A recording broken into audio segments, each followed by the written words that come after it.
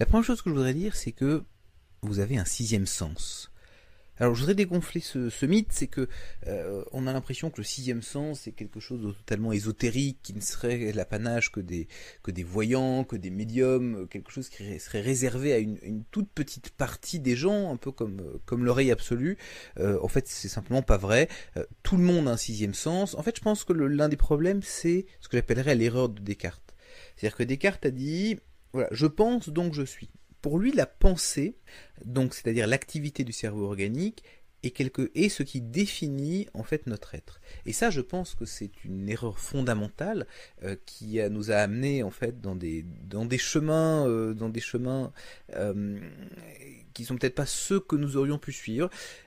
Mais toujours est-il que le fait de définir l'être, notre existence, à partir de notre pensée, est une aberration totale. Donc si Descartes avait lu un petit peu sur le bouddhisme, il aurait peut-être réfléchi à deux fois. Je vais vous donner un exemple. Effectivement, la pensée est un attribut de votre être. Mais ceux qui méditent savent très bien qu'on peut très bien interrompre sa pensée. C'est pas pour ça qu'on n'existe plus. De même, on peut très bien ressentir des émotions, des sensations, sans qu'elles passent forcément par la pensée. Donc au niveau fondamental, la pensée n'est qu'une activité du cerveau organique. Ce qui nous appartient véritablement, eh bien, c'est le langage de l'univers, c'est l'énergie. Quelque part, la pensée, c'est une forme dégradée de l'énergie. Ce sont des échanges électrochimiques dans notre cerveau organique. Donc, quand il dit « je pense, donc je suis », eh bien, je pense qu'il fait une petite erreur. Le vrai sujet, c'est pour le dire simplement, c'est j'interagis avec l'énergie, je ressens, donc je suis. Il aurait pu dire « j'aime, donc je suis ». Parce que le sixième sens, c'est une capacité que nous avons tous, c'est la capacité à sentir et à exprimer l'énergie. Donc si vous avez un jour aimé quelqu'un, si vous avez un jour ressenti une forme d'énergie sous forme d'émotion, sous forme de peur, sous forme de colère, sous forme de tout élément qui ne passe pas par le domaine de la pensée, si vous avez ressenti l'énergie pure d'une certaine façon, l'émotion pure, eh bien, vous avez un sixième sens, vous avez une capacité à sentir et à exprimer cette énergie. Et c'est le cas de tout le monde. Alors, bien évidemment, tout le monde n'a pas le sixième sens aussi développé, mais c'est une caractéristique relativement commune. Et ça se traduit de nombreuses façons, une certaine forme de sensibilité, par de l'empathie, par de l'intuition. Tout le monde a des histoires qu'il a vécues ou que des proches ont vécues d'intuition extraordinaire. Ou du fait de dire, bah, tiens, ça fait longtemps que je peux pas penser à cet ami, et puis d'un seul coup, cette personne nous appelle. Donc tous ces éléments-là, eh bien, font partie du sixième sens, c'est notre capacité à nous connecter au flux d'énergie globale. Le seul point, c'est si vous êtes messager de lumière, eh ben, ça fait partie des choses que vous avez reçues parce que vous avez une connexion avec l'au-delà, avec les dimensions spirituelles. Vous avez ce navigateur, vous avez ce canal de téléchargement. Alors, il est plus ou moins ouvert, sauf que ce canal existe. Et étant connecté à une énergie, on va dire, de fréquence plus élevée, vous êtes connecté de façon plus intime à la toile d'énergie de la Terre. Et ça veut dire que vous avez des capacités qui vont être plus développées que la moyenne. Et vous avez aussi ces capacités qui peuvent être plus développées et s'incarner plus simplement dans un ou plusieurs talents. Le problème, c'est que si vous ne prenez pas conscience de ces talents, si vous ne prenez pas conscience de ces dons, si vous n'apprenez pas à les maîtriser, eh bien ces bénédictions peuvent se transformer en malédictions. Elles peuvent vous causer beaucoup de souffrance et beaucoup d'incompréhension. Et je vais vous expliquer, je vais vous donner des exemples de tout ça. Donc comme toute forme de puissance, eh bien tout dépend de ce que vous en faites. C'est un peu comme si vous avez parachuté au milieu de la forêt vierge pour une opération spéciale. Voilà, vous êtes déguisé, vous êtes sous couverture, et vous avez avec vous une arme d'origine extraterrestre, et vous dites mais qu'est-ce que c'est que ce truc-là? Et vous appuyez sur les boutons, et si vous appuyez pas sur les bons, ça risque de vous exploser à la figure. Ou alors au contraire, vous allez dire ah ça y est, je me souviens maintenant, je sais comment ça marche, et grâce à ça, vous allez pouvoir accomplir votre mission de sauvetage, votre mission humanitaire. Donc il est très important pour vous de prendre conscience de l'existence de votre sixième sens, de ses incarnations en termes de dons et de talents, et de voir comment est-ce que vous les développez, et c'est justement tout l'objet de cette partie. Mais avant, je voudrais juste attirer votre attention sur les nuisances que cause l'abondance de biens. Parce que vous recevez des informations qui vont au-delà du monde matériel. Donc vous avez ce sixième sens, vous avez vos 5 sens, vous avez ce sixième sens qui est un sens purement énergétique. Et le problème, c'est que ça arrive même quand vous ne le voulez pas. Et donc ça peut vous rendre la vie très difficile parce que chaque talent poussé un peu trop fort, eh bien ça peut amener à des souffrances. Si vous êtes en empathie forte avec des personnes qui sont dans la douleur, eh bien ça peut causer pour vous une forme de dépression. Si vous êtes très sensible, vous allez réagir à toutes les choses. Donc si il y a trop de lumière, trop de bruit, vous allez vous sentir agressé. Vous allez aussi peut-être avoir énormément d'anxiété à propos de situations extrêmement banales de la vie. Et donc ça peut causer chez vous des perturbations émotionnelles très fortes. Et pour les fuir, la tentation, eh bien, c'est de se réfugier dans des addictions, dans des comportements destructeurs. Ça peut être l'alcool, la drogue, des relations destructrices, des troubles de l'alimentation, une fuite dans le travail, dans l'isolement, le fait de se faire du mal. Donc ce ne sont pas tant ces perturbations en elles-mêmes, et effectivement elles posent problème, mais ce sont aussi les réactions que nous pouvons avoir et ce que nous mettons en place pour les éviter ou pour les fuir.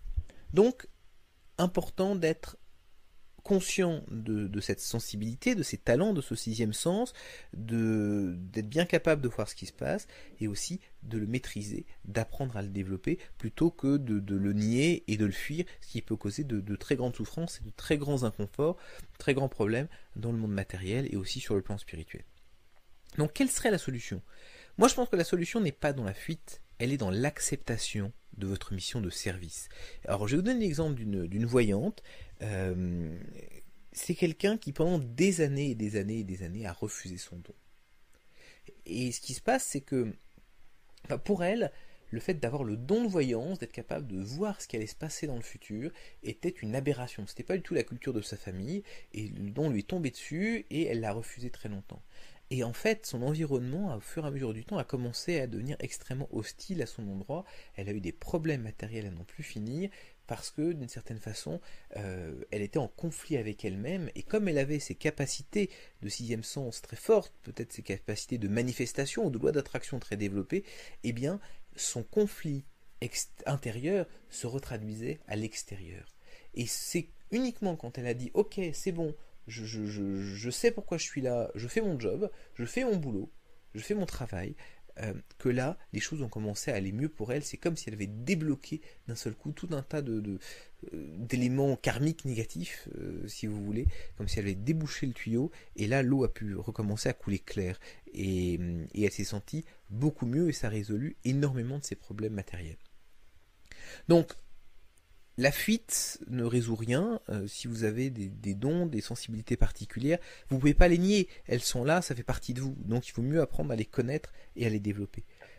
Parce que l'acceptation, quelque part, ne résout pas tout. Il y a un travail et des choses à mettre en place. Parce que vous devez développer votre maîtrise. La maîtrise de votre talent, la maîtrise de votre don, et surtout ne pas tomber dans les pièges de votre mission. Parce qu'à partir du moment où on commence à rentrer sur ce chemin, à se dire bah oui, finalement il y a peut-être quelque chose de spécial me concernant, si je suis différent, c'est pas pour rien, on risque de tomber dans tout un tas de pièges. L'un des pièges déjà, c'est de vous sentir dépassé peut-être par votre mission, vous dire ah là là, j'ai un destin grandiose, et donc d'aller quelque part de vous faire récupérer complètement par votre ego. Je connais malheureusement certains médiums ou channels qui croient s'être débarrassés totalement de l'ego, mais qui sont dans des logiques de mission, de sauvetage de l'univers ou de l'humanité, et qui peuvent donc avoir des attitudes extrêmement dogmatiques et des comportements destructeurs envers eux-mêmes et envers les personnes qui viennent les voir. On verra pourquoi, à quel point l'ego peut poser un problème dans ce genre de situation. Donc déjà, premier risque, vous sentir dépassé par votre mission, donc là qui peut vous donner un sentiment d'écrasement, de dire là c'est tellement gros, je ne sais pas ce que je peux faire, ou alors au contraire un sentiment de grandiosité en disant bah voilà, je suis un élu, je suis quelqu'un de spécial, et donc il est important de rester bien aux prises avec la réalité là-dedans, avec finalement beaucoup d'humilité, beaucoup de simplicité. Le deuxième point, ce serait la confusion que peuvent apporter certaines expériences extraordinaires. Quand vous voyez des esprits de personnes disparues, quand vous rencontrez des entités, quand vous avez la confirmation de certaines de vos capacités spirituelles ou du sixième sens, eh bien vous pouvez avoir votre monde qui s'écroule si votre système de croyance était basé sur d'autres choses. Donc vous pouvez vous sentir totalement confus et ça peut vous perturber, vous empêcher de fonctionner à la fois dans le monde matériel et aussi sur le plan spirituel. Il y a aussi un poids de la confrontation au monde réel, c'est-à-dire que il peut être extrêmement compliqué de fonctionner en développant sa connexion au spirituel et en même temps en gardant un pied dans le matériel. Arriver à faire fonctionner les deux à la fois, c'est un travail d'équilibriste et donc se confronter au monde matériel, arriver à fonctionner dans ce monde matériel sans renier on va dire les capacités spirituelles, le côté spirituel, c'est quelque chose de compliqué. Il y a aussi tout le côté des réactions du côté obscur, je vous en parlais tout à l'heure, le fait de dire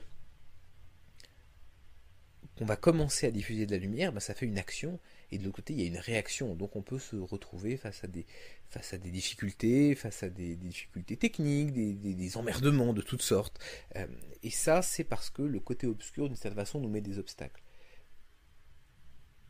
D'une autre façon, c'est aussi un moyen de tester notre détermination, d'apprendre des choses et de transcender tout ça. Mais il faut faire attention à ne pas se laisser, on va dire, impressionner ou de ne pas renoncer à cause de ces difficultés. Parce que tout ça, ça peut créer au final l'envie d'abandonner et de se dire, non, finalement, je laisse tomber. Alors que finalement, c'est le seul chemin qui peut nous donner une forme de satisfaction, une sorte d'épanouissement, une forme d'accomplissement. Évidemment, il y en a plein d'autres. Mais donc il est important de reconnaître qui vous êtes, de reconnaître vos talents, vos dons, de les employer et surtout de les maîtriser, de développer votre maîtrise de tout ça et d'avancer avec confiance sur ce chemin, mais je vais vous en dire un peu plus maintenant. Donc tout ça, pour moi, vos dons et talents, ce sont des armes. Donc vous êtes un guerrier de lumière, vous avez une arme de lumière, un peu comme le sabre du chevalier Jedi. C'est une vie qui n'est pas simple, mais quelque part c'est la vie que vous avez choisie. C'est vrai que c'est peut-être plus simple d'être dans la lumière, en train de jouer de la harpe. En même temps, c'est ici, maintenant que les choses se passent, et c'est pour ça que vous avez décidé de revenir. De toute façon, c'est une vie qui n'est pas simple, mais ça fait partie du contrat, de ce que vous avez accepté, de ce que vous avez souhaité, de ce que vous avez désiré. Ça fait partie, comme je le disais, de votre don à l'humanité. C'est un signe d'une grande évolution spirituelle. Et je pense que pour vous, je pense que vous le savez, c'est la seule vie qui vaille la peine d'être vécue, la seule chose qui peut vous donner véritablement du sens, d'accepter et d'accomplir cette mission. C'est pour ça que vous êtes venu ici. C'est ça qui fera que vous n'aurez pas perdu votre temps, entre guillemets, en venant sur cette terre. Vos dons, c'est vraiment vos armes de lumière, et pour les utiliser, vous devez vous entraîner, vous devez les connaître, vous devez pratiquer, vous devez vous entraîner. Donc déjà, vous connaître et vous reconnaître en tant que personne ayant un rôle spirituel à jouer, ça vous aidera à donner un sens à tout ça. Identifier, maîtriser vos talents, ça aussi lié au fait de vous souvenir, d'accéder à cette base de connaissances que vous possédez. Vous protéger, parce que voilà, plus vous maîtrisez ces armes et plus vous êtes visible d'un point de vue vibratoire, d'un point de vue fréquentiel, et plus vous allez attirer à vous des éléments obscurs, un peu comme la lumière peut attirer des papillons. Donc il est important de vous protéger. Vous purifier, ça c'est important pour être toujours dans une intention pure, dans une intention juste. Et surtout n'oubliez pas, parce que tout ça ce sont des dons, donc il vous appartient de les maîtriser pour votre bien-être, pour votre bien, pour votre plénitude, et aussi pour celui de l'humanité. Donc pensez à vous comme un chevalier Jedi, vous avez votre sabre laser, et effectivement vous pouvez, si vous ne maîtrisez pas bien, vous pouvez vous blesser ou blesser les autres, et en même temps c'est en accomplissant votre destinée de Jedi, quelque part, que vous allez trouver l'accomplissement et la plénitude que vous recherchez. Alors je vais vous parler maintenant des 7 dons principaux des messagers de lumière. Le premier, c'est la sensibilité, la capacité à ressentir les choses. Le deuxième, c'est la connexion, la capacité à être connecté à là-haut, entre guillemets. Je vous expliquerai exactement ce que ça veut dire. Le troisième, je dirais que c'est la sagesse, c'est-à-dire c'est la capacité à faire ce qui est juste, à trouver l'action juste. Ensuite, je dirais c'est l'empathie ou la compassion, la capacité à ressentir comment les autres se sentent et à les aider. Ensuite, je dirais l'intuition, capacité à ressentir des choses ou à comprendre des choses au-delà de nos pures facultés cognitives. La confiance, l'espoir, la foi, alors il y a différents mots pour ça, mais c'est une croyance fondamentale dans la lumière et dans le fait qu'il existe autre chose, indépendamment de tout ce qu'on peut nous nourrir, de ce avec quoi on peut nous nourrir culturellement et qui peut nous bloquer parfois. Et enfin, je dirais la transcendance de la mort. Alors, c'est un grand mot, la transcendance de la mort, mais ça veut dire que nous sommes capables de jeter un coup d'œil, de passer une tête par-delà la porte de la mort et de voir ce qui se passe de l'autre côté. D'avoir une confiance aussi, une conscience et une confiance de ce qui se passe de l'autre côté. Alors, on va prendre ces 7 dons un par un. Bon, pour commencer, la sensibilité. Alors, je trouvais que ce petit hérisson était très mignon et il m'évoquait bien ce côté ce côté de fragilité, ce côté de besoin de protection, ce côté sensible. Et c'est vrai que les messagers de lumière sont souvent hypersensibles, hyper émotifs. Ça veut dire qu'il y a ces réactions fortes à des stimuli physiques, la lumière, la température, le bruit, les odeurs, certains matériaux, des excitants, des médicaments. Je connais des gens qui ne peuvent pas porter un pull en laine par exemple, ou pas porter certains cols hauts parce qu'ils ont l'impression que ça les étrangle, qui sont très mal à l'aise dès qu'il y a trop de lumière ou trop de bruit, qui sont mal à l'aise dans des foules. Certaines personnes qui peuvent pas prendre, c'est mon cas, qui peuvent pas prendre de café parce que sinon ils peuvent pas dormir pendant 2 jours. Donc ça, c'est des réactions fortes à des stimuli physiques, mais aussi à des stimuli émotionnels. La notion de critique, de défi, de pression, alors ça galvanise certaines personnes et ça peut être extrêmement positif et motivant, mais pour des personnes hypersensibles, ça peut devenir d'un seul coup beaucoup trop à gérer et ça peut annihiler totalement toutes les compétences extraordinaires de ces personnes, ce qui peut amener malheureusement d'ailleurs certaines personnes très douées à quitter certains domaines, à abandonner certains projets, que ce soit des études, que ce soit un travail, parce qu'il y a ce sentiment d'être totalement débordé ou totalement dépassé. Et puis il y a aussi, au-delà du physique et de l'émotionnel, il y a aussi toutes les stimulations énergétiques des personnes, des lieux, des événements. Parfois on se retrouve dans un endroit et on dit « Ah bah non, cet endroit je ne sens pas du tout, je ne peux pas y rester, j'ai l'impression d'être dans un cercueil, ou j'ai l'impression d'étouffer ».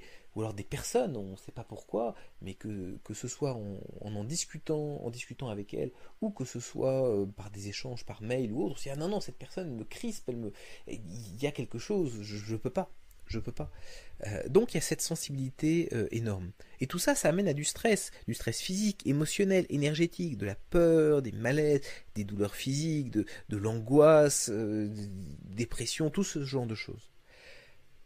Alors, comment est-ce qu'on développe son don ? Et bien évidemment, ça dépend de quel don exactement vous avez, parce que vous êtes peut-être très sensible, mais suivant le sens auquel votre sensibilité est rattachée, eh bien ça va correspondre à différentes catégories. Donc par exemple, si vous avez une sensibilité sur la vue exacerbée, par exemple la lumière vous rend facilement mal à l'aise, eh bien tout ce qui est la lecture des auras, mais aussi le tarot, la vision à distance, la sortie hors du corps, tout ce qui peut être aussi la canalisation en termes de voir des choses ou des images, tout ce qui peut être lié aussi à des choses comme la luminothérapie, tous les soins à base d'images de lumière. Si vous êtes sensible au niveau de l'ouïe, tout ce qui concerne votre audition, eh bien là encore on retombe dans des domaines comme la canalisation, entendre des messages, mais aussi tout ce qui est les soins avec des sons, des vibrations, tout ce qui est la transcommunication instrumentale, le fait de pouvoir être en communication avec d'autres plans.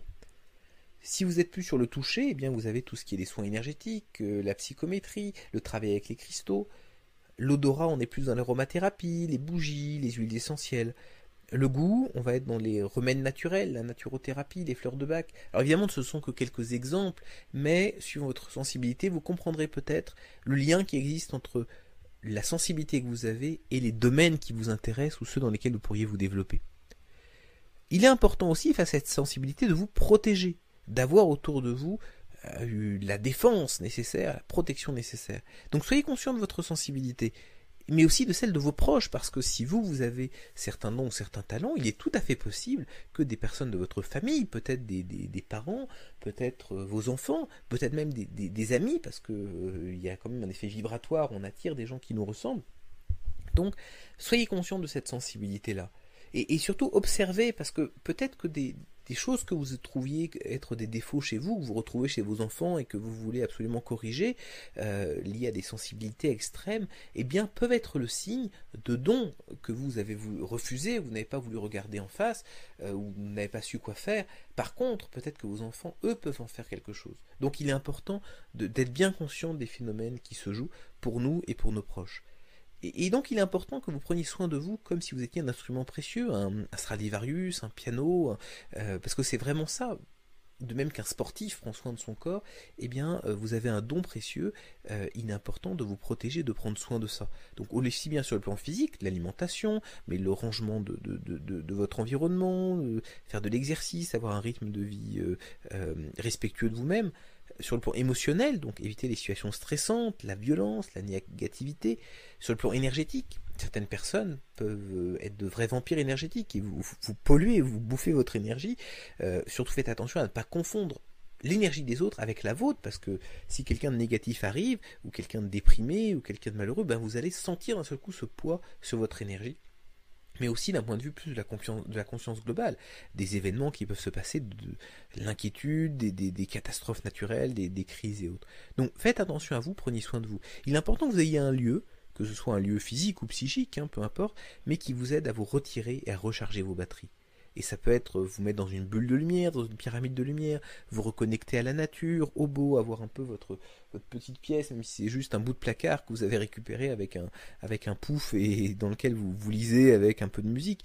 Il est important que vous ayez ce lieu à vous pour vous ressourcer, pour prendre vraiment soin de vous. Et ce besoin de retraite, c'est pas un défaut, c'est pas le fait que vous n'êtes pas capable de fonctionner dans le monde, ou que vous êtes lâche, ou que vous êtes quelqu'un de paresseux, ou un rêveur, ou je ne sais quoi. Eh bien, c'est le signe de votre valeur. De même, pour qu'une machine fonctionne, elle a besoin d'être maintenue. Et donc, vous avez besoin d'avoir cette maintenance et ce soin, cette protection vis-à-vis de vous-même et de votre don sur les plans physiques, émotionnels et énergétiques. Alors, le don numéro 2, c'est la connexion au plan supérieur. En fait, la plupart des gens, vous le savez, vivent endormis, en pilotage totalement automatique, mais vous êtes éveillé, conscient. Peut-être pas autant que ce que vous le voudriez, mais vous l'êtes en tout cas plus que les autres. Et vos guides vous envoient en permanence des messages du monde spirituel. C'est le cas de tout le monde, mais vous particulièrement, parce que vous avez un rôle particulier à jouer, donc vous avez un accompagnement spécifique, un peu un programme, si vous voulez, un programme de développement spécifique, un peu comme un coach pourrait former un sportif. Et donc vous avez ces messages qui vous arrivent, et vous êtes en même temps, a priori, plus connecté, des vibrations plus élevées, et donc vous êtes capable de recevoir ces messages. Alors parfois vous en êtes coupé, bien sûr, et là vous dites voilà, que votre vie n'a plus de sens, vous vous sentez vide, un peu comme un bateau à la dérive qui aurait perdu sa boussole. Mais plus vous augmentez votre taux vibratoire, et bien plus ces messages deviennent clairs. Et c'est un peu comme un cercle vertueux, vous accumulez de la lumière, de la vibration, votre intuition s'améliore, vous recevez mieux ces messages, et donc vous prenez de meilleures décisions, et vous avancez comme ça vers la lumière. Évidemment, comme tout le monde, vous trébuchez, l'ego ou les influences extérieures vous font trébucher, vous tombez, vous vous relevez, mais vous avez cet accompagnement, et plus vous avancez, et plus cet accompagnement va devenir clair et limpide. Et le principe, c'est que quand la mer de l'endormissement se retire, eh bien, vous voyez tout ce qu'elle cachait. C'est un peu comme si vous étiez sur la plage, et là vous voyez cette mer qui se retire, cette conscience globale, et là vous voyez le sable, vous voyez les cailloux, vous voyez les petits animaux, vous voyez des messages écrits. Et c'est de ça dont il se passe, c'est cet éveil qui permet de faire cette relation, vous montez plus haut, vous passez à un niveau supérieur, et donc ce qui était caché devient visible. Sur la connexion, il est important de travailler avec vos guides, parce que comme tout le monde, vous avez des guides, j'en parlais tout à l'heure, ce sont quelque part des messagers de lumière, un peu comme vous, qui viennent des plans supérieurs, sont des intermédiaires, ils sont à un niveau de fréquence qui est plus élevé que nous, enfin que notre incarnation matérielle en tout cas, et moins élevé par exemple que la fréquence de la source, donc ils sont quelque part entre les deux, ils font ce rôle de passage. Et il vous accompagne. Vous n'êtes jamais seul. Même quand vous vous sentez désespéré, même quand vous vous sentez mal à l'aise, vous n'êtes pas seul. Et alors, vous allez me dire, oui, mais où est-ce qu'ils sont il y a 2 mois, j'étais au fond du trou, j'étais déprimé, j'avais envie de rien, et j'étais seul, personne n'est venu me voir. Non, c'est pas parce que vous êtes enfermé dans votre bulle, euh, que ce soit vous qui vous soyez mise ou que quelqu'un d'autre vous y ait enfermé, mais c'est pas parce que vous êtes seul dans votre bulle qu'il n'y a pas des gens à l'extérieur qui vous aiment et qui ont envie de vous aider. Vous n'êtes peut-être pas capable de les voir parce que votre bulle est une bulle qui est noire, obscure et que rien ne filtre à l'intérieur. Mais n'empêche qu'ils sont là et qu'ils sont prêts à vous tendre la main. En attendant, ils vous attendent dès que vous mettez la tête à l'extérieur. Donc ils vous accompagnent, vous n'êtes jamais seul. Surtout, ils vous apportent un support dans votre créativité, dans votre développement spirituel, dans votre travail, dans votre santé. Ils sont là, ils vous tiennent par la main, ils vous donnent des conseils, des recommandations. Alors bien évidemment, chaque guide a son expertise, son expérience de vie aussi, parce que le fait d'avoir vécu des choses, d'avoir accumulé une expérience spécifique, eh bien ça nous rend beaucoup plus pertinents pour accompagner quelqu'un qui vit la même chose. Ça nous permet d'avoir un certain recul sur ce qu'il vit, savoir par quoi il est passé, par quoi il va passer aussi. Et donc ça nous permet de mieux l'accompagner.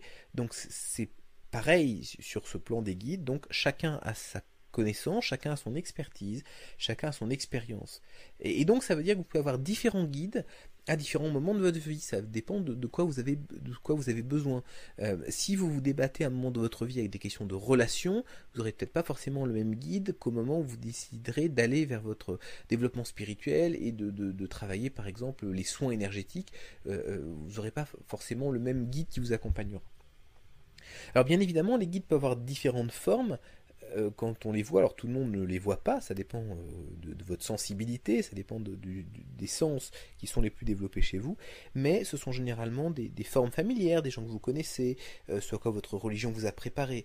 Et alors, ça ne veut pas dire que si vous rencontrez quelqu'un et vous avez l'impression que c'est Jésus, ça ne veut pas forcément dire que c'est Jésus, ça ne veut pas forcément dire que c'est pas Jésus, mais dans tous les cas, ça appartient à cette même forme d'énergie, par exemple. En tout cas, il y a cette capacité de changer de forme, de changer d'image, et ça peut aussi être lié à, et ça on en parlera, mais à certains symboles pour vous évoquer certaines choses. Un guide qui incarnera pour vous la sagesse aura plutôt tendance à prendre l'aspect d'une figure paternelle pour vous, peut-être un père ou un grand-père, ou on va dire un sage à barbe blanche, parce que psychologiquement c'est connoté de cet élément de sagesse.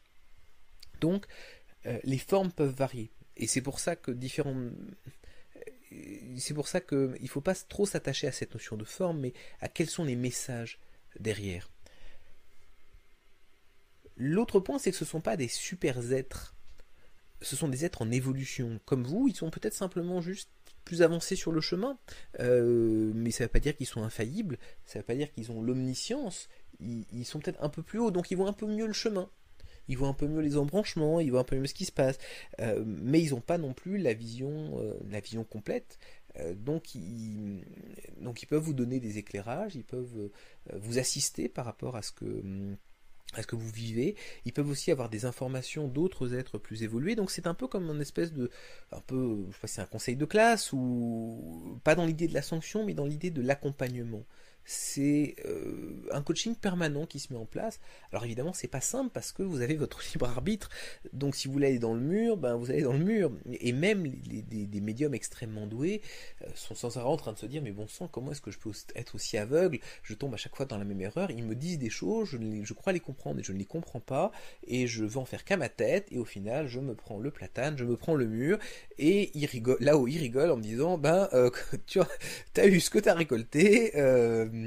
Et moi je me dis j'aurais dû les écouter et ça recommence la prochaine fois. Donc il y a ce côté d'accompagnement où il vous donne des informations, il vous donne de l'aide, des conseils qui vous arrivent sur le plan inconscient.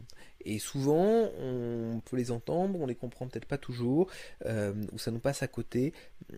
Mais en attendant, il n'y a jamais de jugement, il y a toujours cette espèce d'accompagnement bienveillant et un grand respect pour notre libre arbitre, notre liberté de vivre notre expérience. Parce que leur objectif, c'est vraiment de vous aider à vivre votre expérience de vie, celle qui vous correspond, pas celle d'un autre, pas celle qui paraît plus sexy, mieux matériellement, plus accomplie spirituellement, etc. Non, c'est votre expérience, la raison pour laquelle vous êtes venu. Et c'est ça la beauté de la chose, c'est qu'il y a un alignement entre le fait de vivre votre expérience de vie et de contribuer à l'évolution de la conscience de la Terre ici et maintenant. Parce que c'est quelque part la raison pour laquelle vous avez choisi cette incarnation de vivre cette vie-là. Alors, il est important de reconnaître la voix de vos guides, parce que souvent on se dit oui, j'entends des choses, j'ai des petits messages, des instincts, mais est-ce que ce sont vraiment mes guides?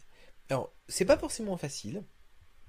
De toute façon, Paulo Coelho explique bien que il est très difficile de reconnaître la voie de la lumière et la voie de l'obscur, surtout quand on est dans des moments de doute, parce que, parce que finalement, chaque voie dit un peu la même chose. Par contre, il y a comme vous le savez, ce qui compte, c'est l'intention. Donc l'intention derrière est totalement différente, et c'est là que se fait la vraie différence. C'est que la voie de l'ego, elle est basée sur la peur. La peur, le doute, l'interrogation, le dénigrement de soi, ce genre de choses. Alors que la voie de nos guides, eh bien, c'est de l'amour, c'est du support, c'est de la prudence, de la sagesse, c'est des directions, c'est de l'harmonie. Donc c'est une énergie qui est totalement différente. Et la voix de vos guides, elle vous élève, elle vous nourrit, elle vous encourage, elle vous comprend quelque part. Elle n'est pas dans le jugement, elle n'est pas dans dire ah oui mais regarde, t'as fait telle erreur, t'as fait tel truc, t'es vraiment bon à rien, t'es nul, comment est-ce que on va jamais s'en sortir avec toi. C'est au contraire une grande compassion et un grand amour, parce que ce sont des êtres qui sont proches de l'amour inconditionnel de la source, en tout cas qui le travaillent. Et c'est leur propre, quelque part dans leur propre programme de développement, il y a le fait de travailler cet amour inconditionnel, ce support, ce soutien, cette compréhension, ce non-jugement. Donc la voix de vos guides, elle vous élève, elle vous nourrit, vous encourage. Et vos guides ne sont jamais négatifs avec vous. Ils ne tenteront pas de vous manipuler par la peur, l'envie et autres. Ils n'utilisent pas des techniques comme ça d'essayer de vous faire miroiter des choses extraordinaires, ou de vous menacer des pires tourments si vous ne faites pas ça. Moi je sais que j'étais en contact avec certaines entités spirituelles et qui commençaient à rentrer dans des délires totalement égotiques, et où en gros j'ai su que ce n'était pas la voie véritable de mes guides, parce que c'était basé sur des tentatives de manipulation, à la fois par l'ego, de réalisation extraordinaire, et en même temps par la peur, à la fois des peurs de châtiment et des peurs de voilà, si je ne faisais pas ce qu'elle me disait, eh bien ce serait le désastre sur le plan de la conscience globale. Donc les guides ne réagissent pas du tout comme ça, ne fonctionnent pas du tout comme ça. Il y a des gens aussi qui en faisant du spiritisme, ont été en contact avec des entités qui disaient s'appeler Jésus, Bouddha ou autre, et qui commençaient à construire la confiance, et qui après commençaient à les manipuler par de la peur, par des choses comme ça, leur demandaient de faire des choses. Donc là-dessus, très sincèrement, vos guides ne seront jamais négatifs, et surtout ne vous manipuleront pas. Ils ne demanderont pas que vous fassiez des choses si vous n'êtes pas à l'aise avec ça. Ils vous diront jamais de faire du mal à qui que ce soit, et encore moins à vous-même. Et surtout, ils ne vous feront jamais de mal à vous. Ils ne seront jamais dans une logique d'appuyer là où ça fait mal, de vous dénigrer, de vous faire vous sentir petit, faible, de ne pas mériter quelque part l'amour inconditionnel de la source. Non, c'est pas du tout ça. Et malheureusement, il y a un certain nombre de gourous ou d'enseignants spirituels qui travaillent cette notion du dénigrement, qui travaillent sur les faiblesses des uns et des autres, de manière à pouvoir mieux les contrôler, à pouvoir mieux les dominer, et c'est comme ça qu'ils leur font abandonner leur possession, vivre dans des communautés, et en fait ça, malheureusement, ces techniques de manipulation existent, mais ce ne seront jamais la voie de vos guides. L'autre point, c'est que ils ne vaudront jamais de croire ou de faire des choses avec lesquelles vous n'êtes pas en accord. Alors, ils peuvent vous inviter à expérimenter de nouvelles choses, ils peuvent vous faire des suggestions, mais par contre, ils ne vous manipuleront pas pour le faire. Ils peuvent vous inviter à aller ouvrir telle ou telle porte, mais ils vous diront jamais, ben voilà, si tu n'ouvres pas cette porte, ça va être la catastrophe dans ta vie, tu auras péché aux yeux de la source ou de Dieu ou de je ne sais quoi. Donc il y a vraiment ce respect, cet amour, cet humour aussi, je dirais, parce que quelque part, quand on voit le chemin d'un peu plus haut, on se rend compte qu'il y a beaucoup de choses auxquelles on accorde de l'importance qui finalement sont secondaires, qui sont un peu vaines. On se fait un peu peur d'une certaine façon, mais ce qui compte vraiment est au-delà. Donc il y a une forme de sagesse, de relativisation, de, voilà, de confiance, de lumière, amour, voilà. Un point qu'il est important de réaliser, c'est que vos guides sont là. Vous n'êtes pas seul, ils sont là avec vous.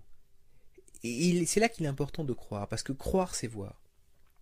Vous augmentez votre niveau de conscience, vous ouvrez votre esprit aux possibilités de ce que vous ne pouvez pas voir.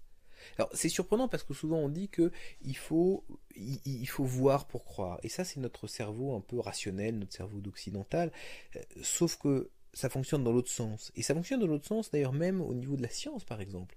Parce que si vous regardez par exemple Pasteur. Pasteur a avancé l'hypothèse des microbes. Mais il avait besoin de croire en l'existence des microbes de manière à pouvoir développer la technologie, donc le microscope, qui permettait d'observer ces microbes. Et il a été tourné en ridicule, etc., etc. Mais c'est uniquement parce que lui a cru qu'il a pu voir. Et comme lui a pu voir, il a pu transmettre ce qu'il avait vu aux autres, et c'est là que les autres, eux-mêmes, ayant vu, ont pu croire. Mais ça commence toujours comme ça. Il faut toujours quelqu'un qui croit d'abord pour voir, pour explorer. Et c'est quand lui a pu voir qu'il ramène en fait la connaissance auprès des autres. Donc quand vous croyez, eh bien vous augmentez votre niveau de conscience et vous accédez à de nouvelles réalités. Il est important que vous soyez conscient que vous faites partie d'un plan divin. Vous n'êtes pas seul. Vous êtes ici dans une incarnation où vous accomplissez votre partie de ce plan divin. Et donc ayez confiance. Vous n'êtes pas seul, vous êtes aimé, vous êtes accompagné. C'est pas comme si vous partiez au combat avec votre petit pactage et contre une armée de 200 000 ennemis tout seul. Non, c'est une magnifique horloge. Alors horloge ça fait mécanique, mais c'est un magnifique écosystème, c'est une magnifique biosphère où chacun joue son rôle. Et de même que dans la nature, vous allez avoir, chaque animal va être soutenu par son environnement. Et bien là, c'est pareil. Vous êtes dans un écosystème et vous êtes accompagné, vous êtes aidé, vous êtes aimé. Vous faites partie de cette famille. Et ça, moi, je me souviendrai toujours d'une expérience extraordinaire. J'écoutais une musique et là, j'ai senti, j'ai entendu ce message où j'ai ressenti, c'était quelque chose comme frère bienvenu. Frère, sois le bienvenu. Et ce message pour moi était fondamental parce qu'il y avait ce côté de fraternité, de connexion, d'être ensemble, d'appartenir à une communauté, à une fraternité qui dépasse la communauté du monde physique, du monde matériel, mais qui s'étend au-delà dans les plans supérieurs. Donc ayez confiance, vous n'êtes pas seul, vous êtes soutenu, vous êtes aimé, tel que vous êtes. Et n'oubliez pas non plus qu'aujourd'hui, de plus en plus de guides puissants viennent apporter leur aide. Tout simplement, action-réaction, parce que le côté obscur devient de plus en plus lourd, et donc il faut quelque chose d'autre dans la balance. On va dire il faut alléger ce côté obscur, de manière à ce que l'harmonie et l'équilibre reviennent. Donc, vous n'êtes pas seul, vous appartenez à une communauté, à une fraternité d'une puissance extraordinaire, avec... unis par beaucoup d'amour, beaucoup de compréhension, cette même conscience, cette même préoccupation pour l'évolution de la Terre. Et je trouve que c'est une belle famille de laquelle faire partie. Donc vous êtes en bonne compagnie et surtout vous êtes une noble partie de cette famille. Vous n'êtes pas un petit canard, tout le monde se moque, ou qui n'est pas assez haut niveau, pas assez ceci, pas assez cela. Non, vous faites partie à part entière de cette famille. Et d'ailleurs, c'est un travail d'équipe. ça peut pas se faire tout seul, mais de même, ils peuvent pas vous aider malgré vous. C'est pour ça qu'il est important que vous demandiez de l'aide. Il faut reconnaître ses limites, reconnaître que nous ne pouvons pas tout faire. Alors dans la vie, il y a un moment de dépendance. On dépend de ses parents et autres. Il y a un moment d'indépendance où en fait on a envie de dépendre de personne. On veut mener sa vie, on veut être voilà le grand garçon ou la grande fille ou l'adulte responsable. Et puis à un moment on se dit voilà, mais finalement tout seul, je ne faire qu'une partie du chemin. Et là, on rentre dans l'interdépendance. Et c'est vraiment ça le principe. C'est cette interdépendance, de même que les différentes parties d'un écosystème sont à la fois indépendantes, elles existent par elles-mêmes, elles sont capables de se nourrir par elles-mêmes, mais elles le font au sein d'un réseau d'interdépendance. Et donc c'est ça dont vous faites partie d'un réseau d'interdépendance. Et donc, demandez de l'aide, il n'y a pas de honte à demander de l'aide quand ça va pas, alors vous pouvez demander de l'aide à Jésus, à Dieu, à l'univers, à vos guides, à votre animal totem, à qui vous voulez, parce que tout ça c'est de la sémantique. Au final, tout ça part et revient à la source, donc vous demandez à la source cette aide, et elle vous la donne parce que vous êtes accompagné. Évidemment, elle ne vous privera jamais de vos expériences de développement, et parfois il y a des choses difficiles à passer. Parfois, il faut monter au sommet de la montagne et on transpire et on a mal partout. Et c'est ça qui donne du prix à ce paysage extraordinaire qu'on découvre quand on est là-haut. Donc, demandez de l'aide. Travaillez en équipe avec eux, avec les guides qui vous accompagnent. Développez cette confiance. Évidemment, personne, et certainement pas moi, vous demande de croire la petite voix qui vous dit d'aller vous jeter par la fenêtre ou de faire je ne sais quelle bêtise. Mais par contre, apprenez à décoder les choses. Apprenez à reconnaître le filtre de votre ego, à l'enlever. Apprenez à faire confiance à ces êtres de lumière, d'amour, à cette communauté, à cette fraternité qui vous entoure. Et donc même dans l'obscurité, vous êtes dans la lumière, et même seul, vous êtes accompagné. Et même quand vous avez l'impression que le monde vous en veut, quand le monde vous déteste, quand vous-même vous détestez, eh bien sachez que vous êtes aimé. Et vous êtes aimé de façon inconditionnelle. Alors pour accéder à vos guides, à ces messages, vous avez 3 moyens qui sont les signes, la méditation et les rêves. Alors pour recevoir et comprendre les messages, vous avez évidemment tout ce qui est au niveau du quotidien, les signes. Alors ils sont souvent subtils, ça peut être une chanson que vous écoutez à la radio, ça peut être une phrase que anodine que quelqu'un vous dit, mais qui prend d'un seul coup une consonance particulière, vous savez pas pourquoi. Ça peut être un vieux livre que vous retrouvez et que vous ouvrez et tac, ça tombe bizarrement sur quelque chose qui vous parle. Donc évidemment, vous pouvez à chaque fois ne pas leur accorder d'attention, mais il est intéressant de regarder avec leur répétition ce que ça donne. Soyez vigilants, soyez à l'affût des signes.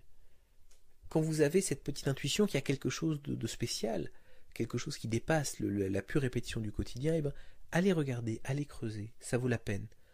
Quand vous méditez aussi, alors quelle que soit votre pratique de méditation, ça peut être la prière, ça peut être la méditation vipassana, ça peut être aussi certains travaux que vous pouvez faire, le jardinage ou autres, qui sont des formes de méditation, eh bien là vous pourrez peut-être rencontrer votre guide, ou vos guides, vous pourrez avoir une intuition. Vous pouvez aussi faire des voyages aux portes des rêves, où là, c'est des exemples de choses que je fais, mais où vous pouvez être guidé avec de la musique, avec des mots choisis, dans certaines expériences. Et en fait, ce qui est intéressant, c'est pas l'endroit où vous êtes guidé, mais c'est ce que vous faites une fois que vous êtes dans cet endroit. Donc c'est créer des conditions pour que quelque chose se passe et que vous receviez un message. Et effectivement, parfois, vous allez avoir une phrase, une image, un message, quelque chose qui devra être digéré, peut-être, interprété, parce que souvent ces signes, comme les rêves, sont des choses qui sont sursignifiantes. Alors, les rêves, ce qui se passe, c'est que pendant le sommeil, votre corps astral quitte votre corps et vous vivez des expériences. Alors, parfois, certains rêves sont simplement des éléments de cerveau organique, mais parfois, eh bien, il s'agit de véritables, de la réminiscence de véritables expériences que vous vivez en dehors de votre corps. Et là, vous allez recevoir des enseignements, recevoir des soins, peut-être en donner d'ailleurs. Donc ça, ce sont des choses que vous faites, mais dans lesquelles vous pouvez recevoir des messages de vos guides. Alors, il est très important de savoir que ces messages sont souvent déterminé, c'est-à-dire qu'il y a plusieurs niveaux de signification. Et quand vous commencez à interpréter une image ou un symbole, vous avez peut-être l'impression d'avoir compris la première fois, vous la prenez au sens littéral, et puis plus vous creusez, et plus vous allez découvrir des sens. Et surtout, ce qui est important, c'est que souvent un signe tout seul ne veut pas dire grand-chose, où on a plein de pistes, mais c'est quand on met plusieurs signes les uns à côté des autres que là on peut raconter une histoire et comprendre le message. Et là où il y a une arme secrète qui est votre carnet spirituel. Il est très important, il est essentiel que vous ayez un carnet spirituel, un endroit où vous allez noter tous ces éléments, toutes ces expériences, tous ces signes qui vous arrivent, avec vos hypothèses, vos interprétations, et parce que quand vous le reprenez, eh bien vous allez découvrir de nouvelles choses. Et moi, mon propre carnet, en fait, avant, je travaillais avec un carnet papier, donc qui était un carnet de rêve dans lequel je notais parfois certaines choses, sauf que mon carnet de rêve était à côté de ma table de nuit, parfois j'oubliais, c'est difficile quand vous avez quelque chose qui vous arrive de sortir votre carnet de votre sac, vous l'avez pas toujours avec vous et autres. Donc, je suis passé à un carnet électronique, donc j'ai un petit, voilà, sur mon téléphone, j'ai une petite application où je note en fait. Alors ça pourrait être un simple carnet, un simple bloc-notes, sauf que moi j'ai pris une application qui permet aussi l'interprétation des rêves, parce que ça reconnaît les mots et ça permet ça permet d'avoir la symbolique du mot. J'ai aussi un dictionnaire de rêves à côté. Donc quand il y a des thématiques qui reviennent ou des choses qui me paraissent bizarres, eh bien je vais creuser le mot pour aller chercher plus loin le sens du rêve, de la vision ou du message. Donc je note aussi bien mes rêves que les synchronicités bizarres qui m'arrivent dans la vie, que les messages que je reçois. Et c'est quelque chose qui m'aide beaucoup. Alors pour information, je note tout ça en anglais, à la fois parce que l'application est en anglais, mais aussi parce que pour une raison que j'ignore, ça a toujours été un peu mon langage dans la spiritualité. Ça a toujours été voilà, le langage avec lequel je me sens peut-être plus à l'aise avec ce genre de concept, ce genre de réalité. Donc je note dans ce langage-là, et en fait je me rends compte que alors parfois il y a des images qui sont pas toujours. Je me demande si l'image doit être interprétée en français ou en anglais, parce que les expressions peuvent avoir des sens différents. Mais en même temps, ça me permet, je pense, de court-circuiter une partie de mon cerveau rationnel, et peut-être ça me permet de noter tout ça de façon peut-être plus libre ou plus spontanée. En tout cas, c'est quelque chose qui fonctionne bien pour moi. Voilà. Parlons maintenant du don numéro 3. Alors, le don numéro 3, c'est la sagesse. Alors, la sagesse, pour moi, ça fait partie des deux forces principales de la vie. Vous avez une première force qui est le pouvoir, c'est la capacité à réaliser des choses, donc c'est la création, l'un des attributs de Dieu ou de l'univers, ou l'un des attributs que nous avons, et vous avez la sagesse, c'est-à-dire la capacité à être, la capacité à faire des choses qui ont du sens. Donc vous avez le pouvoir, capacité à réaliser ce que vous voulez, et la sagesse, la capacité à vouloir ce dont vous avez véritablement besoin. Besoin étant, à partir du moment où vous êtes quelqu'un de spirituel, entre guillemets, que vous êtes messager de lumière, votre besoin est aligné avec le besoin de développement de l'univers. Alors, il y a une différence entre la sagesse et l'intelligence, c'est-à-dire que la façon dont je le traduirais, c'est que l'intelligence vous permet de résoudre des problèmes. Par contre, la sagesse vous permet souvent de les éviter. Pour vous donner un exemple, s'il pleut, l'intelligence vous dira de prendre votre parapluie. La sagesse vous aura peut-être fait regarder la météo et éviter de prévoir le pique-nique juste ce jour-là. Donc c'est juste cette petite différence, mais qui peut être absolument énorme. En fait, la plupart des gens recherchent le pouvoir. Ils cherchent à avoir plus de pouvoir, à avoir plus de choses, ou plus de faire, ou plus de capacités. Vous recherchez ce qui est juste. Vous avez cet alignement avec le plan divin, on l'appelle comme on veut, le plan d'évolution de la conscience, peu importe le terme, mais vous cherchez ce qui est juste, ce qui a du sens par rapport à ce qui dépasse votre existence, par rapport à ce qui est lié à l'évolution de la conscience. Et quelque part, la sagesse, c'est ça qui répond à la question de comment apporter plus de lumière. Comment faire des actions, comment suivre des chemins qui sont cohérents avec le tout, qui ne sont pas juste liés aux petites préoccupations de votre ego, mais qui sont liés à faire la chose juste. La plupart des gens s'attachent aux symptômes, mais vous vous attachez aux causes profondes, à ce qui compte vraiment. Et c'est pour ça que souvent les gens viennent vous voir, qu'ils ont peut-être l'impression que vous êtes plus vieux que votre âge. ou peut-être que vous avez une perspective intelligente, pertinente, sage sur les choses, et ils viennent vous demander conseil. Donc ça, c'est un de vos attributs, c'est vraiment cette sagesse qui est votre capacité à être connecté directement, indépendamment d'intermédiaires, de guides ou autres, avec ce flux de la vie, avec cette force, avec la source et le déroulement du plan divin. Autre point, c'est l'empathie, la compassion. Alors qu'est-ce que c'est? Eh bien, c'est la capacité à être connecté avec les gens, avec les animaux, avec la conscience globale, avec tout ce qui a un champ d'énergie. C'est votre capacité, de même que vous êtes connecté avec la source, vous êtes aussi connecté horizontalement. Donc la source, connexion verticale, horizontalement, la connexion avec tout ce qui a un champ d'énergie. Et comment ça marche? C'est que vous lisez en fait le champ d'énergie, vous avez accès aux pensées, aux émotions, aux expériences de la personne. Et ce qui est intéressant, c'est que vous lisez quelque part son karma, alors vous en êtes conscient ou pas, et puis vous pouvez aller plus ou moins loin, mais vous lisez son karma, et donc vous avez accès au passé, au présent, mais aussi parfois au futur. Parce que c'est un peu comme dans le film Minority Report, où quelque part on est capable de prévoir le futur en connaissant l'ensemble des règles. Si vous voyez quelqu'un qui fonce avec sa voiture à la direction bloquée contre un mur, même s'il n'a pas atteint le mur, eh bien vous savez, vous pouvez prédire déjà ce qui va se passer. Donc quand vous êtes capable de lire le champ d'énergie, eh bien vous êtes capable de voir les scénarios ou les directions dans lesquelles la personne va. Et donc vous êtes capable de lire des choses. Vous avez accès à des éléments dont la personne parfois n'est pas consciente. D'ailleurs, chez vous, cette activité, elle peut être volontaire ou involontaire. Vous n'êtes peut-être pas conscient de votre don et de la façon dont vous l'utilisez. Alors, est-ce que vous êtes empathique? Il y a plusieurs façons de le savoir. Est-ce que vous aidez naturellement les autres? Si c'est le cas, vous avez probablement ce don d'empathie. C'est le cas aussi, souvent, peut-être qu'on vous aborde dans la rue pour un conseil ou une information. Moi, je sais que la notion d'empathie est quelque chose qui est assez développé chez moi, et je ne sais pas pourquoi, à chaque fois que je suis dans le métro ou dans la rue, c'est toujours vers moi qu'on s'avance pour demander un conseil ou autre chose.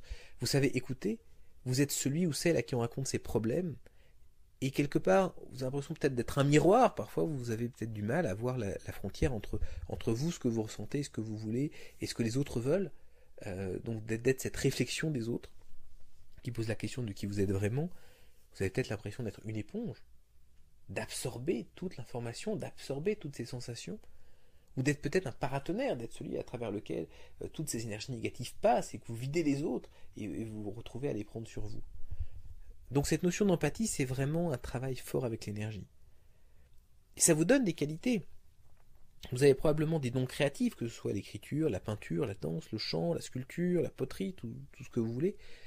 Vous recherchez la paix et l'harmonie en vous, pour les autres et sur la terre. Ça, c'est une valeur qui est très importante. Parce que vous ressentez tellement cette souffrance en cas de désharmonie, de conflit, de désaccord. Vous la ressentez peut-être émotionnellement, mais peut-être aussi physiquement, qu'il est important pour vous que les choses soient en paix et en harmonie. Vous avez une compassion naturelle et réelle pour les autres. Vous ne les jugez pas. Vous êtes une personne qui est magnétique, qui attire les autres, qui les aide. Et quand ils sont avec vous, les autres se sentent compris, protégés, acceptés. Ils apprécient ce côté de vous très attachant. Ils se sentent bien en votre présence. Alors maintenant, il y a aussi des dangers à ces talents d'empathie parce que vous recherchez l'harmonie à tout prix et parfois c'est à votre détriment. L'harmonie des autres, leur bien-être peut être plus important que le vôtre parce que vous le ressentez de la même façon. Et donc vous êtes inconfortable avec le conflit, vous pouvez aussi sacrifier vos véritables aspirations qui vous aident vraiment. Vous êtes perméable, c'est-à-dire que vous confondez parfois votre énergie avec celle des autres, et donc il est facile de vous blesser, il est facile aussi de vous sentir mal à l'aise ou désorienté par la réaction d'une personne ou son mode de fonctionnement. Vous êtes sensible aux souffrances globales, aux souffrances de la terre, du monde. Vous pouvez aussi être instable émotionnellement, vous pouvez avoir des accès de dépression, mais aussi des crises de colère, des phases hypomaniaques, où vous partez dans un tas de projets, d'enthousiasme et autres, et puis qui retombent. Vous pouvez avoir des troubles du comportement ou de l'identité, et là on tombe dans des choses comme l'état limite ou borderline, vous pouvez avoir des crises de fatigue, des effondrements parfois, où vous êtes incapable de vous lever de votre lit, ou vous le faites, mais en faisant un effort énorme, et où après voilà, les choses reviennent à la normale, mais vous avez ce côté un peu de vie sur les montagnes russes. C'était Albert Camus qui disait quelque chose du genre, la plupart des gens ne s'en rendent pas compte, mais certaines personnes doivent dépenser des efforts énormes juste pour être normales. Et peut-être que c'est votre cas. Peut-être que vous avez cette souffrance, cette recherche d'harmonie, ces accès de colère ou de dépression ou d'enthousiasme qui retombent, ces accès de fatigue et autres, eh bien sachez que ça vient probablement de ce don que vous avez, qui est de l'empathie, mais qui est un don que vous ne maîtrisez peut-être pas encore bien, ou vous n'avez peut-être pas accepté pour ce qu'il est. Vous avez probablement des risques d'addiction, de poids en particulier, parce que la nourriture peut être une bonne protection, ça permet de lutter contre des sentiments dépressifs, des sentiments négatifs, donc vous pouvez avoir des troubles alimentaires. Et c'est quelque chose qui peut être très lourd à porter, en particulier au travail. Moi, je sais que il y a certaines situations où je sais que je ne suis pas efficace au travail parce que j'ai un souhait d'harmonie qui n'est pas compatible avec les exigences d'une société qui va être gérée pour le profit ou autre. Donc il y a des choses pour lesquelles je ne serais pas du tout bon. Souvent, il y a plusieurs reprises, plusieurs anecdotes où c'est ressorti en disant voilà, mais concrètement t'es pas moine, il faut pas que ton boulot c'est pas d'assurer l'harmonie entre tout le monde. Ma réaction était de dire ben oui, c'est dommage, mais peut-être que je suis pas un moine dans des ordres.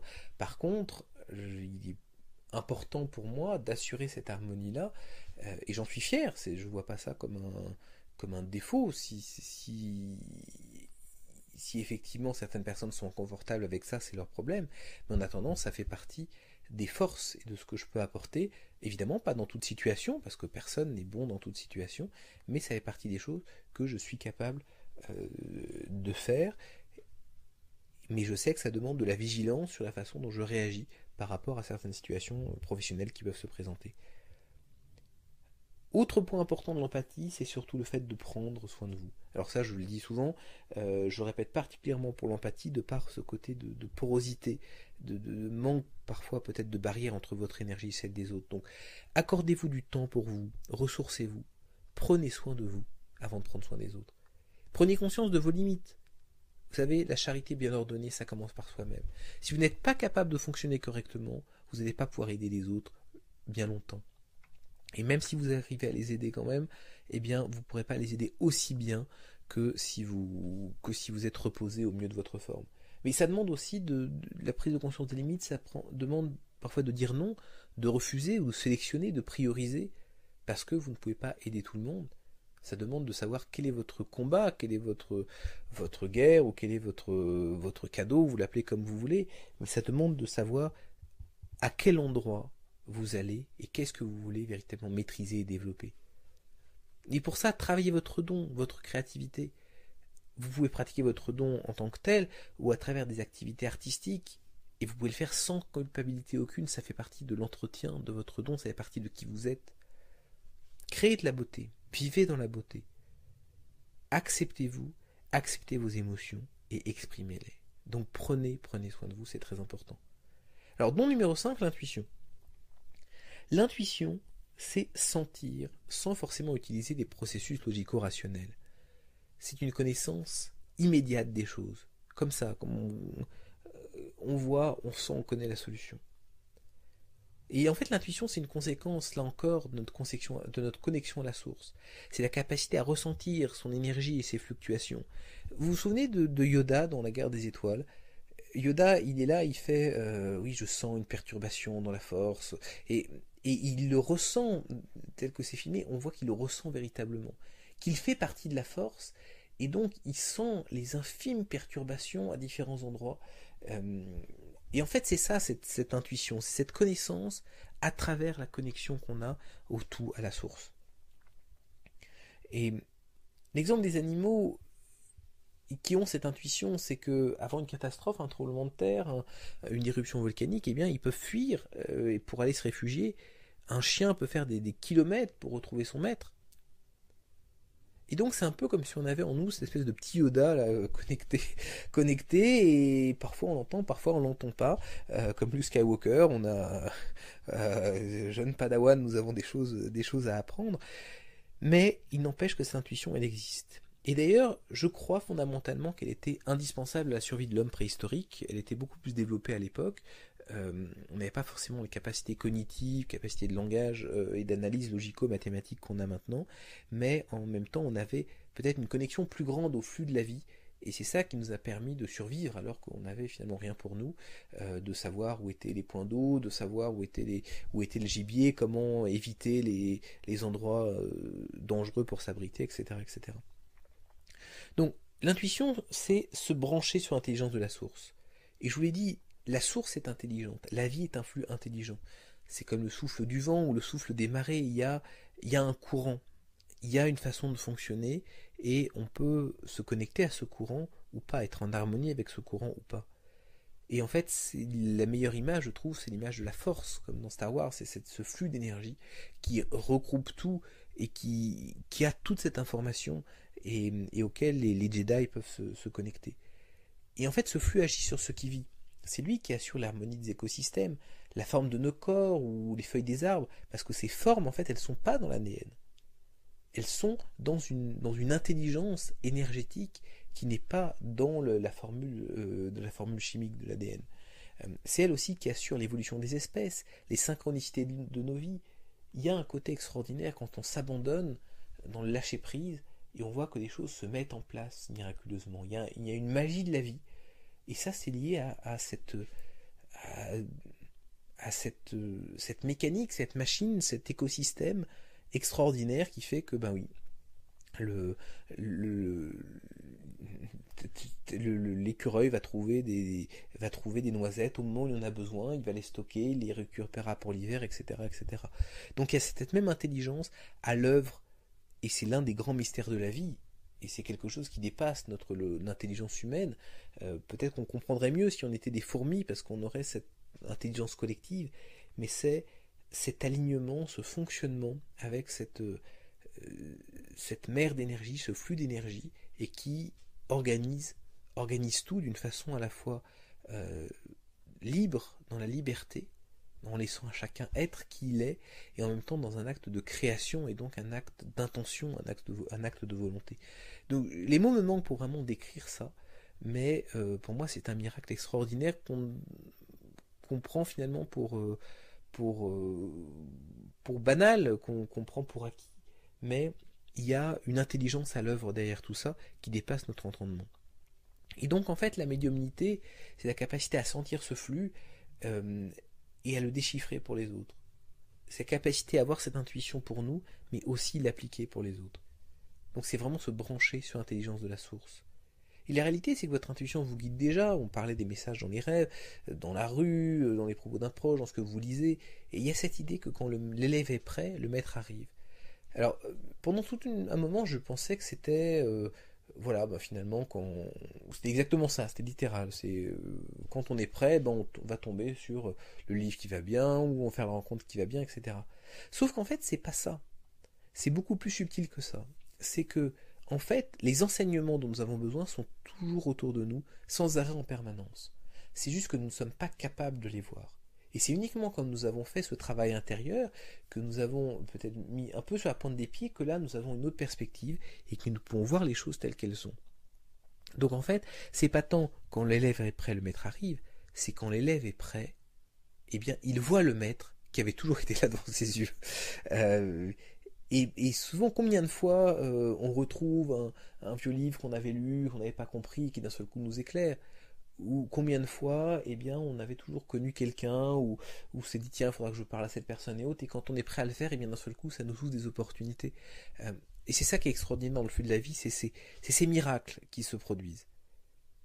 Et il y a une question aussi, avec l'intuition, de capacité de manifestation naturelle.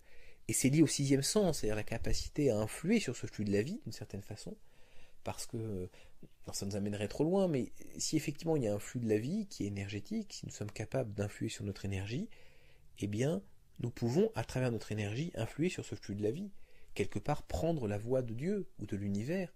Donc si nous comprenons ces règles, si nous pouvons les utiliser pour nous par rapport à nos intentions, eh bien, quelque part, l'univers est à notre service, comme nous sommes au service de l'univers. Donc, quand on a ce sixième sens, on a cette capacité à sentir le flux, mais aussi à remettre de l'information dans ce flux et à l'utiliser. Et c'est toute la question de la manifestation, parce que on se rend compte qu'il y a des choses étonnantes qui se passent, on les voulait, et en fait elles se produisent.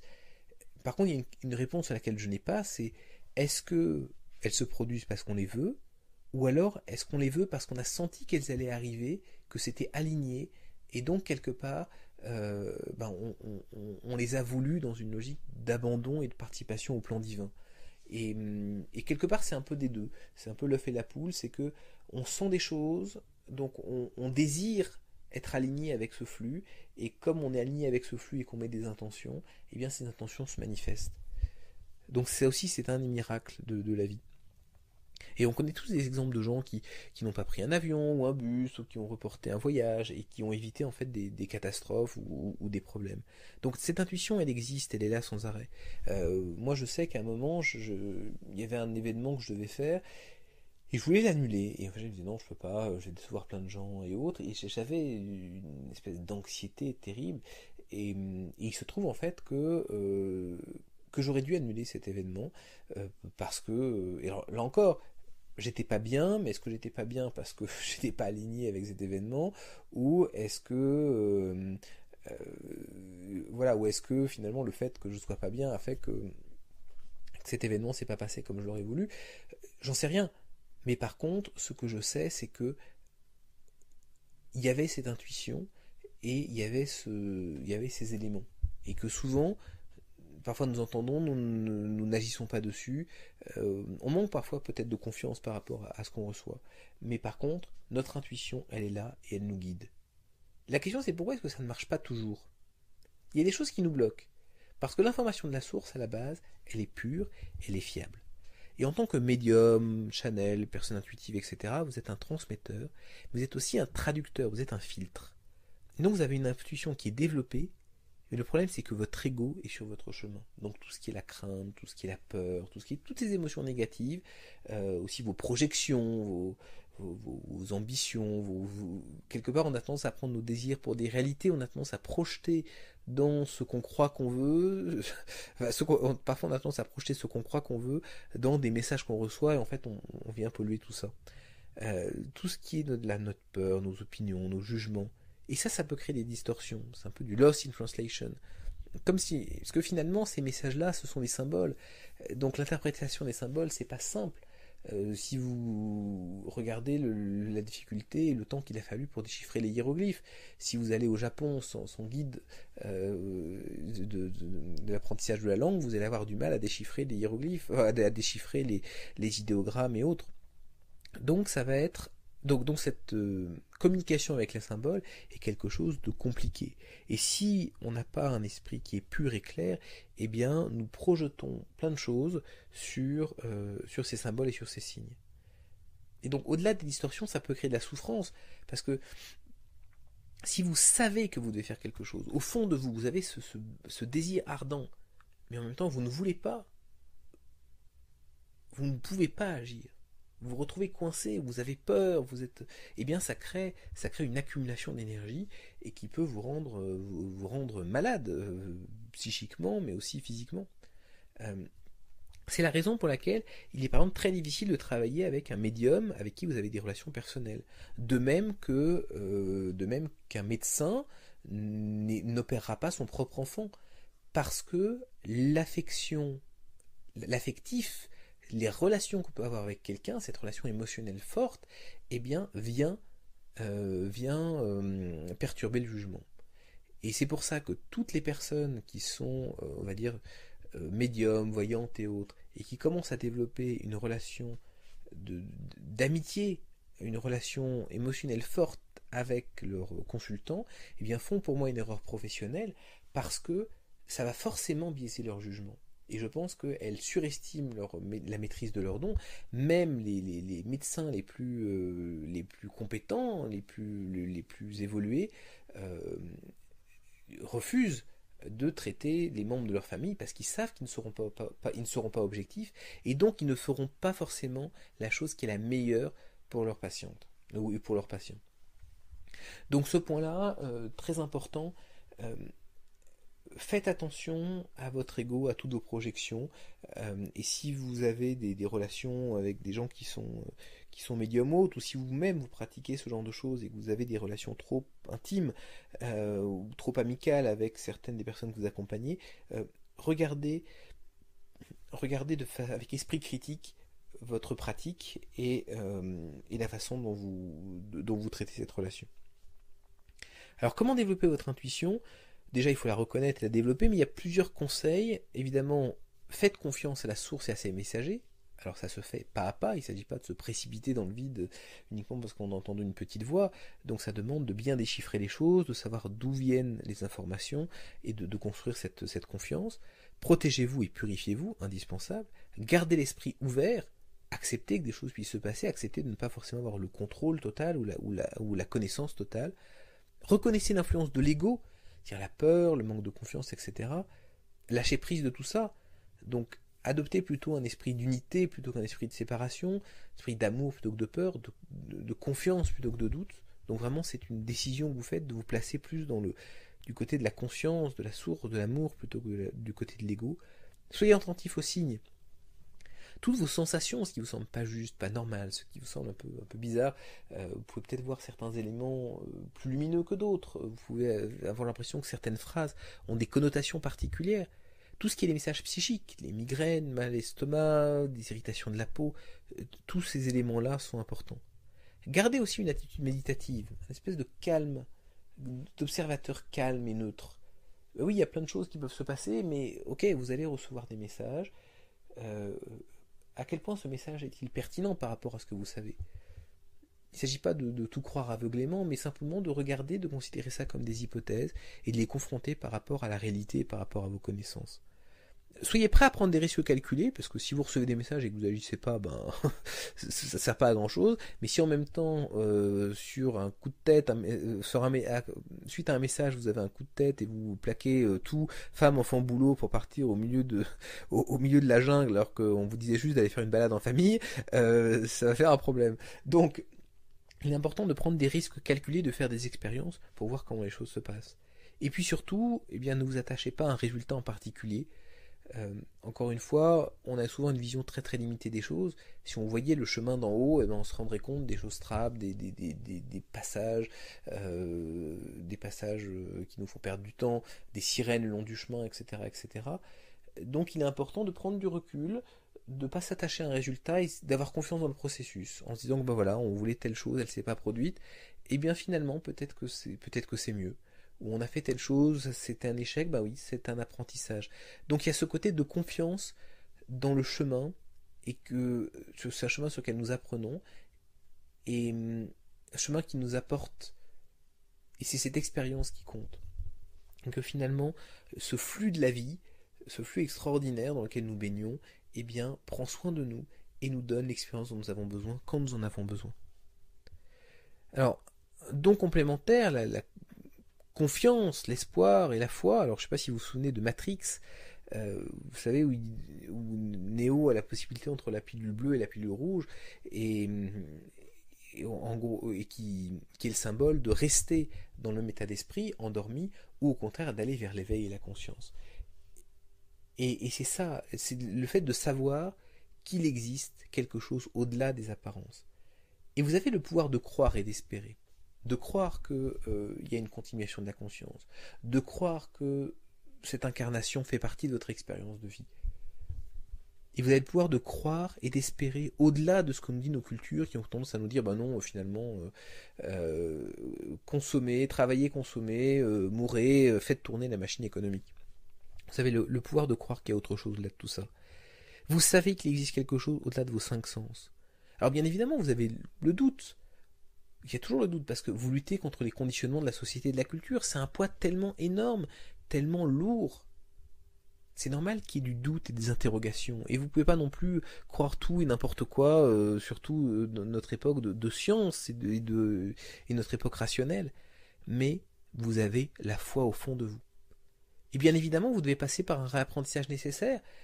C'est ce qui s'appelle le gouverneur, c'est ce qui vous permet de fonctionner dans cette dimension et qui vous bloque l'accès à certaines expériences. Donc il y a ce besoin d'avancer, de tester, de pousser les limites petit à petit, de réapprendre. Mais il y a une partie de vous qui sait. Et sans croyance, sans connexion, et ben vous êtes un bateau sans boussole, vous êtes une fleur sans soleil, vous êtes perdu. Mais par contre, au fond de vous, il y a toujours cette connexion avec votre navigateur, toujours cette foi, cette espérance, cette lumière. Et vous n'êtes pas fou. C'est la vérité de ce qui est qui vous libérera. C'est le fait de dire, ok, j'accepte, je comprends intellectuellement, mais aussi dans mon cœur, dans mon âme, ce qui se passe. Je comprends je vois la pièce, je vois le décor, je vois les coulisses. Et je ne crois pas que le film est la réalité. Et ça, c'est quelque chose d'extrêmement libérateur. Donc, croyez, évidemment, par rapport à ce que vous pouvez croire, par rapport à vos expériences, par rapport à vos connaissances. Connectez-vous à votre source, vivez vos expériences. Et surtout, diffusez votre espoir autour de vous, parce que vous avez cet espoir, c'est quelque chose d'extraordinaire que tout le monde n'a pas. Vous avez cette confiance au fond de vous, même si parfois elle est un peu enfouie, mais vous avez cette confiance au fond de vous. Donc, diffuser cet espoir autour de vous, c'est un magnifique cadeau que vous pouvez faire à ceux que vous aimez et au-delà. Alors maintenant, parlons du 7e don, transcender la mort. Alors, vous savez que votre existence est plus vaste que votre incarnation actuelle. J'ai eu une vision dont je parle souvent qui est de... j'étais dans Focus 15, donc le State of No Time, l'état où le temps n'existe pas, au Monroe Institute. Et en fait, dans cet état où le temps n'existe pas, j'ai vu ces deux brins, un peu comme des brins d'Aden enroulés. Et je me disais, mais qu'est-ce que c'est que ces deux brins? Et là, on m'a expliqué, en disant, voilà, tu sais, l'un des brins, c'est la conscience de l'univers, et l'autre brin, c'est ta conscience à toi. Et en fait, il y a ce flux de conscience qui passe, et les deux fonctionnent ensemble, et sont infinis, quelque part, et s'étalent à travers le temps. Et ce qui est intéressant, c'est que je pouvais zoomer en fait sur les différentes parties du brin d'ADN et j'avais accès à différentes expériences que j'avais pu vivre. Donc c'était assez marquant. Et ça m'a permis de répondre à une de mes questions qui était est-ce qu'il y a une continuité de la conscience ou pas? Et la réponse est oui. Oui, il y a une continuité de la conscience. Et votre existence est plus vaste que votre incarnation actuelle. Alors, et certains messagers de lumière, pour cette raison, ont la possibilité de se connecter avec les gens qui sont partis, qui continuent leur voyage. C'est pas parce qu'ils sont morts ici qu'ils ont disparu totalement, non, ils sont dans d'autres parties de leur existence, soit incarnés, soit pas, mais il y a cette possibilité de se connecter. Et donc, certains messagers de lumière ont la capacité de glisser une tête à travers la porte de la mort. Alors, qui pouvez-vous contacter? Bien entendu, des personnes proches disparues. Alors, je dissipe un mythe, souvent on se dit, ah ben oui, je vais demander à grand-père qu'est-ce que je dois faire avec ma femme. Grand-père a peut-être pas plus d'idées que vous, d'accord? Ils peuvent pas forcément vous aider ni prédire l'avenir. Ils se voient peut-être un peu plus haut que vous parce qu'ils ont sorti la tête du guidon. Par contre, c'est pas pour ça qu'ils sont forcément plus sages ou plus évolués ou autres. Si grand-père était un coureur de jupons invétéré, c'est peut-être un trait qu'il a gardé de son incarnation et il vous dira largue-la et vis une vie largue ta femme et vis une vie où tu profites de la vie en faisant toutes les rencontres que tu veux. Donc c'est pas parce qu'ils sont morts que d'un seul coup et qu'ils sont passés à autre chose que d'un seul coup ils sont devenus plus sages ou plus clairvoyants ou autres. Donc ça c'est un point important. Vous pouvez rentrer en contact avec des personnes proches disparues, mais elles peuvent pas forcément vous aider. Elles peuvent vous donner un éclairage de par leur expérience, mais pas autant que des guides qui pourraient avoir une vision plus globale et complète des choses. Vous pouvez rencontrer des vagabonds astraux, c'est-à-dire des âmes qui, pour une raison ou une autre, sont entre deux eaux. Par exemple, ça peut être des gens qui ont des addictions à l'alcool, au tabac ou à certains éléments matériels et qui restent sur le plan terrestre. Ça peut être aussi des gens qui sont très attachés à certaines personnes et tant qu'elles sont sur le plan terrestre, elles restent. Donc voilà, et puis vous avez donc un tas de choses là-dessus. Vous avez des êtres en transition qui cherchent à accéder à plus de lumière, des gens qui, par exemple, qui ne se rendent pas compte qu'ils sont morts, et qui attendent et qui veulent aller vers la lumière, mais qui sont confus, en fait, sur ce qui leur arrive. Vous avez des entités positives et d'autres qui sont négatives. Donc, en fait, c'est un peu comme si vous plongiez dans l'océan, vous avez tout un tas de poissons. et c'est parfois un peu dur de faire le tri. Donc pour ça, quelques précautions. Donc attention à votre énergie, elle conditionne qui vous attirez, et ce qui est là-haut n'est pas forcément bien intentionné. Donc faites preuve d'esprit critique, et si vous avez des difficultés personnelles, faites particulièrement attention. Si vous plongez dans l'océan, dans un coin infesté de requins avec une blessure, c'est clair que l'odeur du sang va attirer tous les requins et vous allez vous retrouver déchiqueté. C'est pas de la faute des requins, c'est juste vous qui plongez au mauvais endroit au mauvais moment. Donc faites attention, protégez-vous, et plus votre lumière est élevée, plus votre fréquence est élevée, et plus vous allez rencontrer des êtres de lumière positifs. Assurez-vous donc pour ça de vos intentions, soignez, aidez, élevez, guidez les autres. Toutes les notions d'enrichissement personnel, d'accès à des sources de pouvoir, etc., en fait, souvent, vous amènent des entités qui sont dans ces mêmes vibrations, avec qui, parfois, vous pouvez peut-être faire des accords et autres, mais qui vont... qui finiront par vous consumer ou vous créer des problèmes. Donc, attention à ça. Protégez-vous, clarifiez votre canal, attention à vos filtres, votre ego, faites preuve d'humilité. Soyez toujours très humble par rapport à tout ça, toujours un esprit critique par rapport à ce qui peut vous arriver, ce que vous pouvez rencontrer. Travaillez votre talent, bien évidemment, parce que même si vous avez un talent ou certaines capacités, eh bien c'est par la maîtrise que vous développerez, par l'entraînement que vous développerez la maîtrise.